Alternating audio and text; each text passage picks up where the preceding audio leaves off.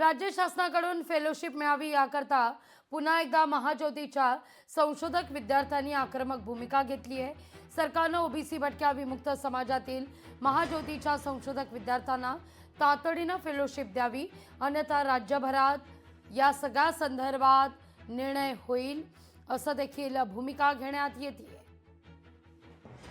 ज्या वेळेला आम्ही मंत्र्यांपर्यंत पोहोचतो तर त्यांनी आमच्याशी बोलताना आम्हाला एकतर ज्या वेळेला आम्ही इतक्या उत्कटपणे आमच्या भावना सांगतो की सर आम्हाला हे मिळालेलं नाहीये आणि ओबीसी मंत्री म्हणून तुमचं हे काम आहे, तुम्ही आम्हाला हे करून द्या, त्यावेळेला ते आम्हाला दोन गोष्टी सांगतात। एकतर तुम्ही कमी आवाजात बोला म्हणतात, दुसरी गोष्ट जर त्यांना सांगितलं की सर हा जीआर खोटा आहे का, तुम्ही जीआर प्रमाणे आमची का पूर्ण तजवीज करत नाही, तर ते म्हणतात जीआर खोटा आहे तर तुम्ही इथून बाहेर जावा, इथं थांबू नका। ओबीसी मंत्री निष्क्रिय मंत्री आहेत आमचे, पूर्ण निष्क्रिय ओबीसी मंत्री असल्यामुळं फक्त ओबीसी भटक्या विमुक्त समाजातल्या मुलांना ही फेलोशिप मिळालेली नाही। आमचे आतापर्यंत बरेच आंदोलनं झालीत, उपोषणं झालीत, त्यानंतर मोर्चे निघालेत।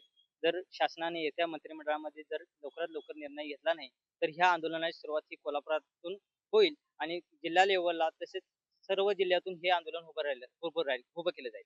महाज्योती संस्थेला जी 126 कोटी 11 ऑक्टोबरचा हा जीआर आहे, 11 ऑक्टोबर 2024 ला आलेला हा जीआर आहे, 11 ऑक्टोबर 2025 ला 1 वर्ष होऊन गेलेली आहेत।